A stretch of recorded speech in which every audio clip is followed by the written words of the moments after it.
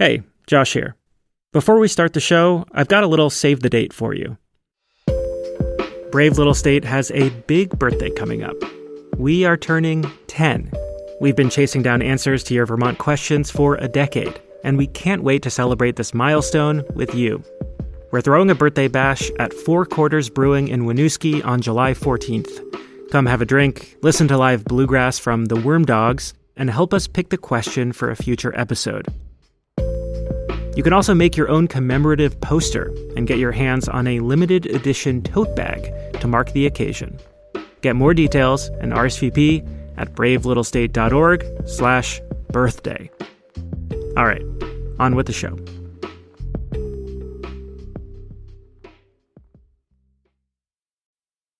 This is Brave Little State. I'm Liam Elder Connors.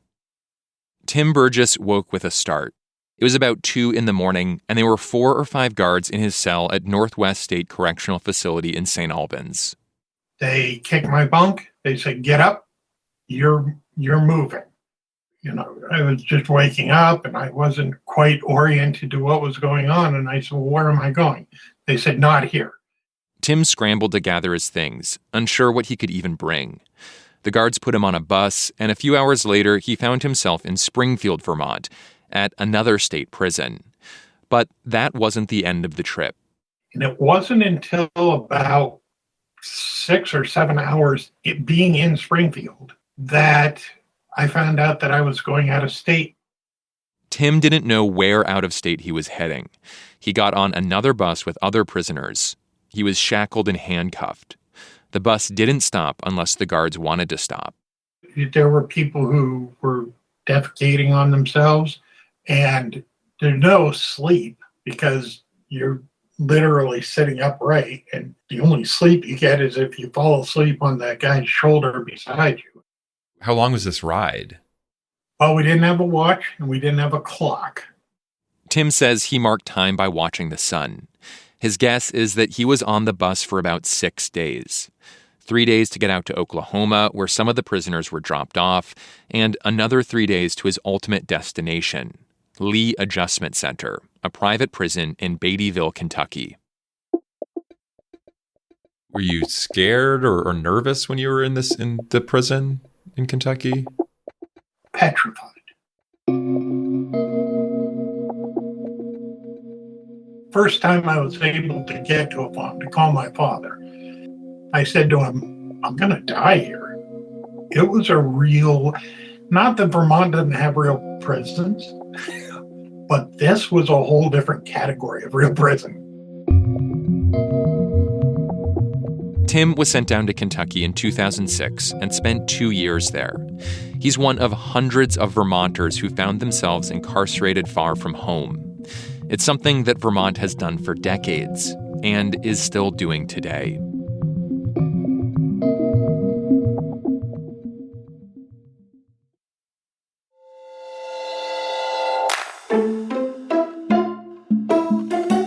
This is Brave Little State, Vermont Public's listener-powered journalism show. I'm Josh Crane. In every episode, we answer a question about Vermont that's been asked by you. Today, why does the state still export incarcerated Vermonters to out-of-state prisons when there is a vacant prison in Windsor? Vermont Public reporter Liam Elder Connors has covered the criminal justice system for most of his career. And he's been working with the BLS team over the last few months to explore why Vermont holds people out of state. It's a story that spans 3 decades, and Liam traveled more than 1,200 miles to tell it. From the now-defunct Southeast State Correctional Facility in Windsor, Vermont. We used to say it's the prettiest little jail anywhere. To a private prison in Tutwiler, Mississippi. It's depressing. It's depressing, and there's no other way I could put it.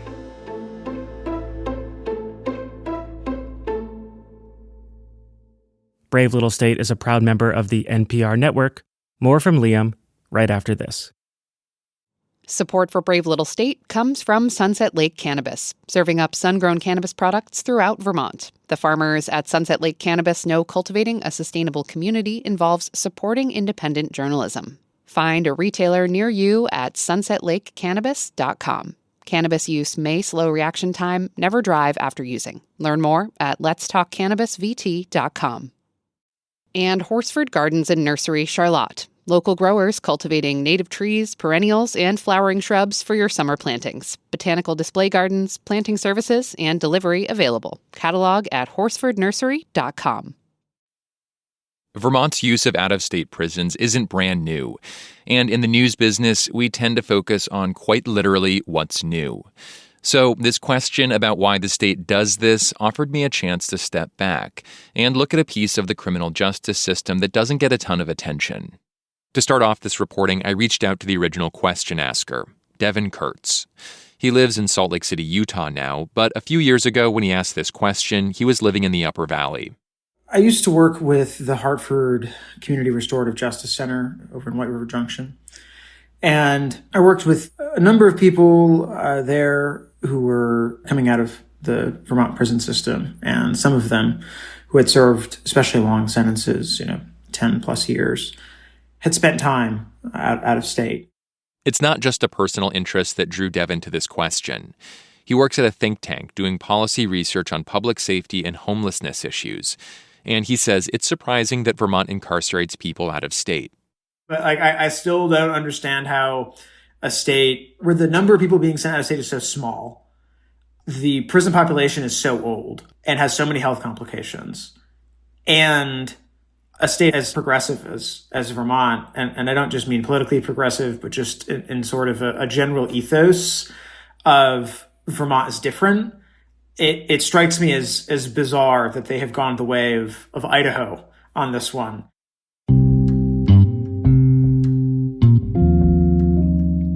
Vermont is not alone in sending prisoners out of state. It's a practice used by a number of states, including Hawaii, Montana, Texas, and yes, Idaho, to address overcrowding in prisons. That's the short answer. Vermont doesn't have enough prison space to house everyone here. And building new prisons is expensive and controversial, both among criminal justice reformers and communities where the facilities are proposed. Vermont has been sending prisoners out of state due to lack of space in state since the late 1990s. The state's current contract is with Core Civic, a private company that operates 44 correctional and detention facilities around the country. The contract allows up to 300 Vermont men to be held at one of Core Civic's prisons, Tallahatchie County Correctional Facility in Tutwiler, Mississippi. More on that later. First, let's tackle Devon's question about why we send people out of state, even though there's currently a vacant prison in Windsor, Vermont.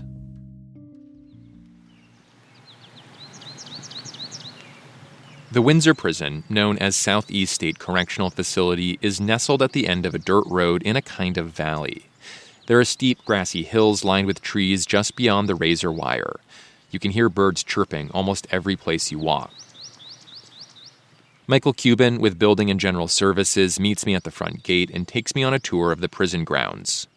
Over in that area there, we're all pretty much that whole part of the campus was all vegetable gardens that were maintained by the people that were residing here at the correctional facility. Southeast State Correctional Facility was a unique prison in Vermont. The people held here worked, growing food, making license plates, building wooden toys.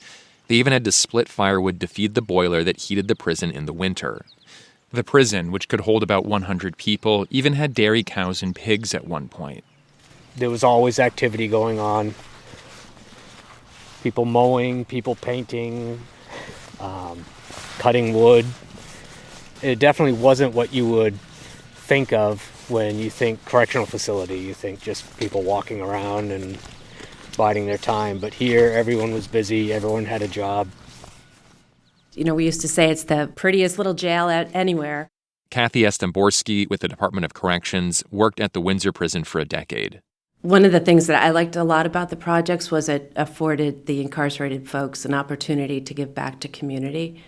And they were really, really happy to be a part of things where they felt that their time was being used well and that maintained that connection to community as well. But it was an expensive prison to operate. The sprawling campus needed a higher staff-to-prisoner ratio. The facility was also a minimum security prison, and over the past 2 decades or so, Vermont has shifted away from locking people up for low-level offenses. Josh Rutherford is deputy director of DOC's Facilities Division. He says the department struggled to find a population that could be held in Windsor. We certainly knew at the time that we had folks out of state. And so to close down beds when you have folks out of state seems counterintuitive. And so there really was an effort. How do we use this space in a way that's going to work for everybody? And just couldn't find that and continued running a facility that was very expensive to operate and really wasn't meeting the needs of who Vermont incarcerates at this time. Southeast State Correctional Facility shut down in 2017. State lawmakers have ordered several studies over the past 9 years to figure out what to do with it, but so far there's no plan. Josh says at this point, to use the Windsor prison to house people, they'd have to basically knock it down and build a new one. And on top of that, the people who live in Windsor have told state officials that they don't want to house another prison. Building new prisons is a tough sell. Criminal justice reform advocates argue that the state should focus on expanding alternatives to incarceration rather than expanding prison capacity. And communities where the state has tried to build new prisons often oppose it, most recently in the town of Essex. The local planning committee denied the state a permit to build a new women's prison in the town. And so, for decades, Vermont has addressed its capacity issues out of state. Josh Rutherford with the Department of Corrections says questions about exactly how much Vermont should rely on out-of-state incarceration started to bubble up decades ago. In the late 80s and 90s, there was an increasing reliance on out-of-state as sort of overflow capacity. And it was that growing number of folks, both incarcerated total and incarcerated out-of-state, that I think really prompted the legislature, the department, and the judiciary to take a hard look at who's being incarcerated in the state and why. At one point in the 1990s, Vermont was sending nearly 700 prisoners out of state. That's gone down. Today, there are about 150 people held at the prison in Mississippi. That decline is thanks to shifts in state policy. State Representative Alice Emmons, who chairs the House Committee on Corrections and Institutions, says there is an economic reason to incarcerate fewer people. To hold someone in prison, what Emmons calls a hard bed, costs about $114,000 a year. We don't need to be spending this kind of money on a hard bed for folks who are misdemeanors that could be better supported in the community and repair the harm back in the community. And then that will free up the hard beds for folks who really need to be there. There have been other policy changes aimed at reducing the prison population. One involved not sending people back to prison for minor infractions while on furlough. That's a program that allows people to finish their prison sentences in the community. Even with these efforts to shrink the prison population, there's still not enough room in Vermont to house everyone. And overall, the prison population has ticked up recently after dropping to record lows during the pandemic. That's been driven by the reopening of courts moving through their pandemic backlog, a rise in the number of people held in prison pretrial, and, according to some advocates, a rollback of some criminal justice reforms. Things like making it easier to hold people for felony offenses for multiple shoplifting offenses, which we knew. Falco Schilling is the policy director at the American Civil Liberties Union of Vermont. And also just a general push towards criminalization as a tool to try and address some of the problems we're seeing in our community. And this includes homelessness, people with mental health conditions, people with substance use disorders. The recent uptick in the prison population has strained Vermont's capacity in state. And so, last fall, the Department of Corrections sent another busload of men down to Mississippi.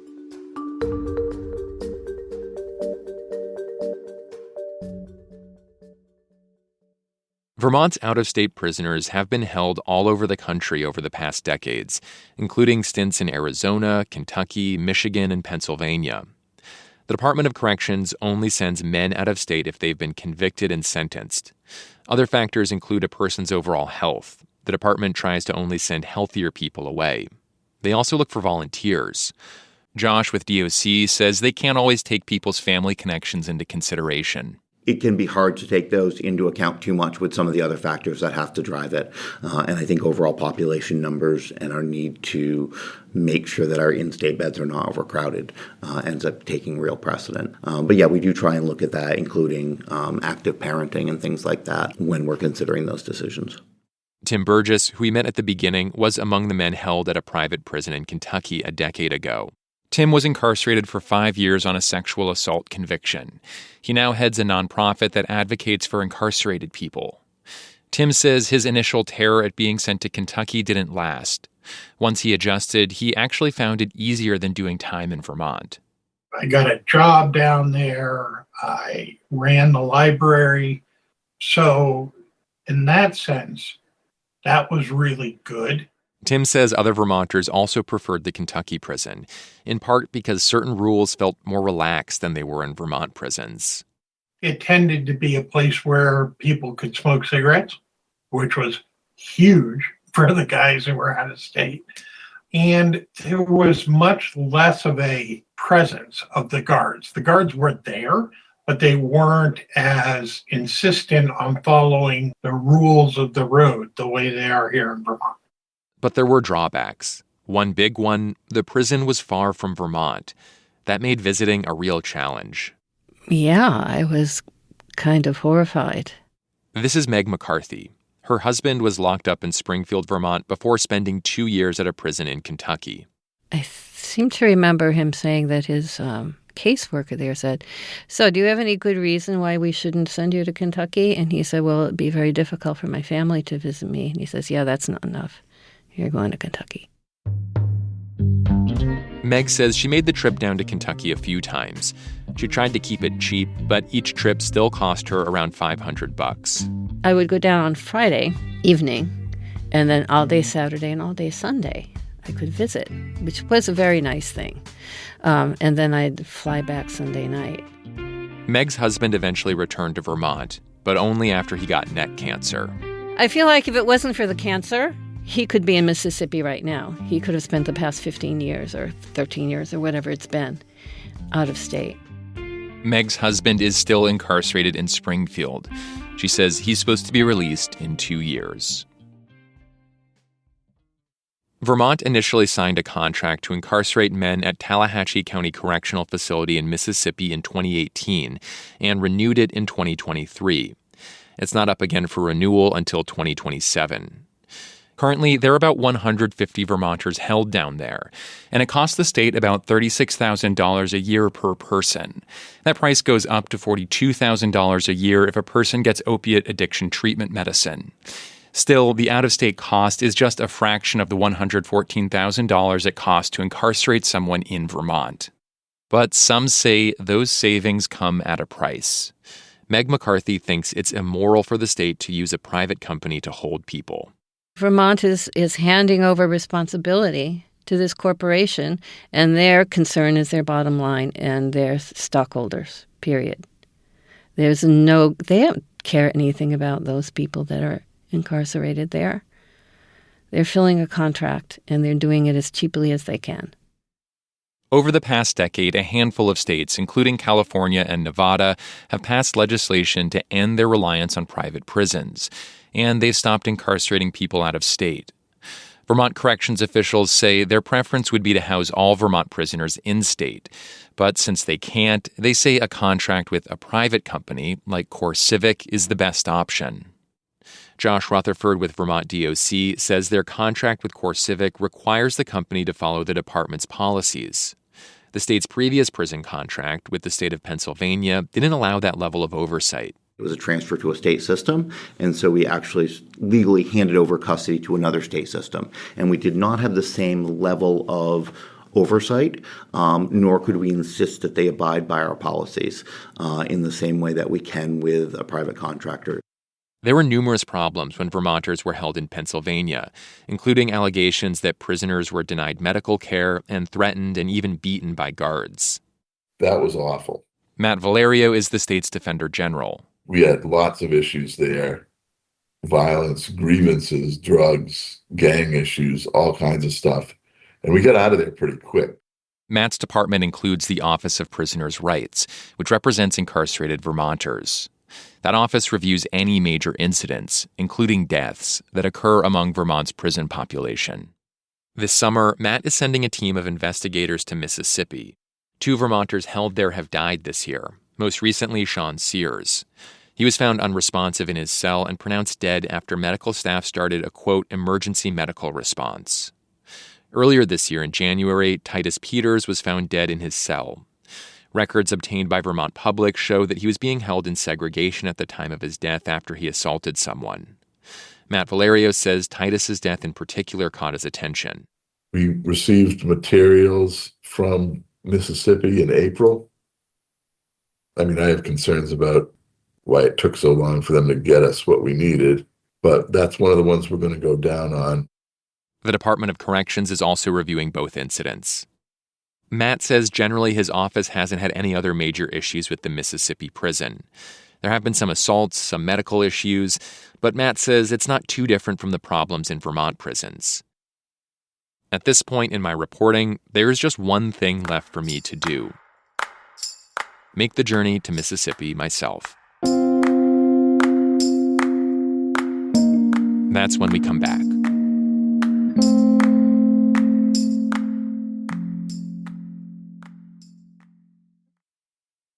Support for Brave Little State comes from Union Bank, a Vermont institution since 1891, serving Vermont and New Hampshire with 18 branches. Details about opening an account online or in person at ublocal.com.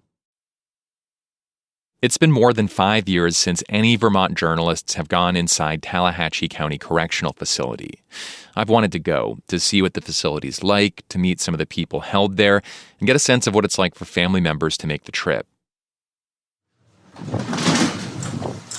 Traveling from Vermont to Mississippi isn't a straight shot. I just got to the Burlington airport. It's a little after 9. From Burlington, it's a quick flight to Newark, New Jersey, and after a mediocre chicken wrap, I'm on another flight. After another 2 hours of flying, I'm still not in Mississippi. All right, I am in Memphis. Your bags will be on carousel 5B. Here to pick up a car.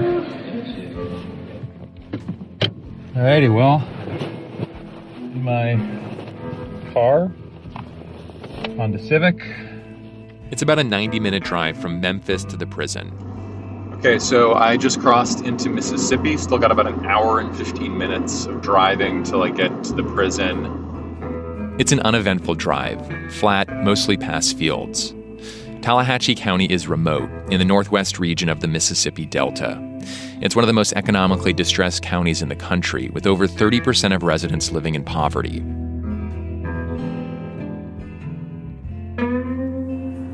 Yeah, I can't get my phone directions to go through the car stereo, so I'm missing out on like the classic podcast device of hearing the directions of where I'm going. So that's too bad.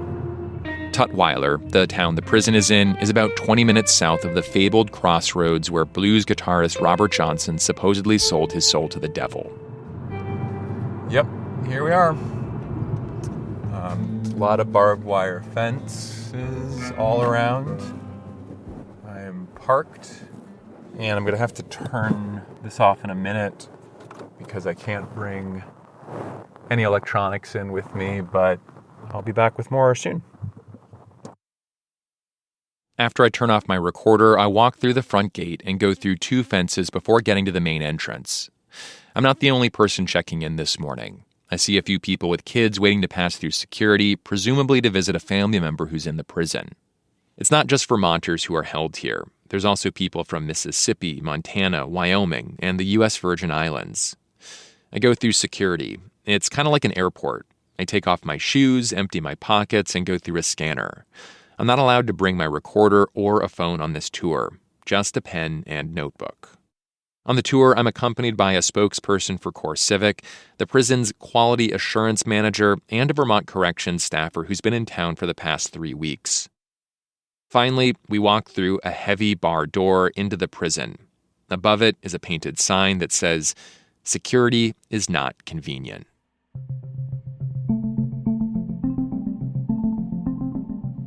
In the prison, metal detectors line the hallways. There are gates that you have to stop at, press a button, and wait to go through.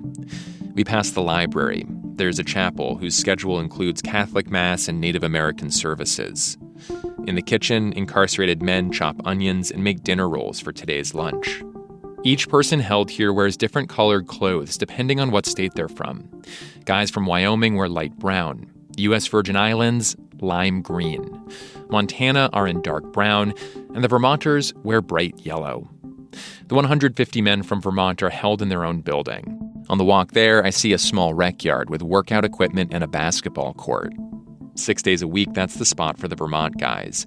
Once a week, they get to go to a big rec yard that actually has handball, more exercise equipment, and real grass. I walk into the Vermont building and see a bulletin board. There are flyers for the hours for the prison's barber shop, when meals are delivered, and the prison's visitation policy. The Vermont men can have visitors Saturdays and Sundays from 9 to 4. At the end of the hallway, there's a large square room. There are big barred windows in front of me, to my left, to my right. Behind each window, I can see men milling around in a common area. They sit at cafeteria-like tables. I see a chessboard. There are TVs on the walls. They get cable and can pick what's on. Around the perimeter are cells. It's pretty quiet, and it feels strange to be staring at 150 Vermonters through barred windows. 5 of the men have agreed to talk with me. I get to sit down for about 10 minutes with each person. I leave the prison after about 2.5 hours inside. I get in the car and call Josh. Let me just start recording this call. Yeah. Liam, are you ready to dive in? Yeah, let's go. All right. I know you're in a big parking lot sitting in your car right now. How hot is it there? I don't know. It's like it's definitely gotten hotter, at least 80. I don't know. I'm like literally seeing beads of sweat running down my arm. Other than very, very hot right now, how are you feeling after that experience? You know, it's strange, I think, just knowing, right, that all these guys are still here, that there was at one point where one of the Core Civic people on the tour with me was recommending like a barbecue restaurant for me to check out in Memphis, and some of the Vermont prisoners were around there. And I just remember feeling kind of awkward and embarrassed because like they don't get to do that, I guess. But I think I just walk away feeling like how far these guys are from Vermont. Did you get a chance to talk to anyone who was being held there? I did. The Department of Corrections actually had sort of set up interviews with 5 of the men who are held here. One of the things that I think struck me was that people rarely get visits from friends or from family. And, it's a long trip. It's expensive. And so that's part of the reason why a lot of guys aren't having any visitors. Some of them said when they were housed in Vermont, they'd have visits weekly, and now, don't have any time of seeing their family. And that can be really hard for them. There are some things here at Tallahatchie that they say are better, right? They can have video game systems. Guys in Vermont don't get video games in their cells. And so it's kind of a mixed bag, I think, for some of the guys. And I think it's just hard to get over that fact that we're so physically far from home. As I start my journey home to Vermont, I wonder if any of the men I spoke with will someday make the trip back. DOC told me that the men held out of state are brought back here when they get closer to their release. But many of the out-of-state prisoners have long sentences, some even life without parole. For most of the men I talk to, that distance and lack of in-person connection is tough. Like Dale Bruce. He told me he likes his job at the prison, working on the facility's HVAC systems. Dale, who's serving a 30-year-to-life sentence for murder, says he actually prefers being held out of state. It's more relaxed, he says, but he's only had 2 visits in the past 2 years. Another man, Robert White, is serving a sentence of life without parole for murder. He's been incarcerated out of state for 26 years. He's got 6 grandkids and 2 great-grandchildren he's never met. Never held them. Probably never will, he said. After getting home, I send letters to all the guys I met in Mississippi. I include my phone number. Just a day before we publish this episode, I get a call back from one of them, Mitchell Maldonado. And down is it's depressing. Like, it's depressing. And there's no other way I could put it. Mitchell arrived in Mississippi last fall. He could be in prison for up to 20 years after being convicted of burglary and assault. Mitchell says it's tough being in Mississippi. He's far away from his 6 daughters. his princesses, he calls them. For the most part, I mean, we try to figure things out to keep our mind off of, the families that we miss in and how far away it is that we are.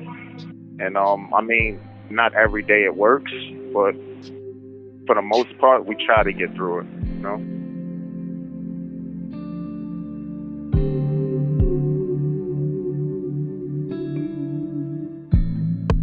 Liam Elder Connors.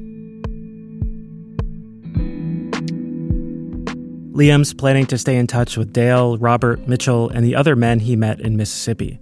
Among other things, he wants to try and share this story with them. And we'll keep you posted too. If we're able to, we'd love to share those guys' perspectives and experiences with you more fully and in their own voices. If you have a family member incarcerated in Mississippi, we'd also love to talk to you. Drop us a line at hello@bravelittlestate.org.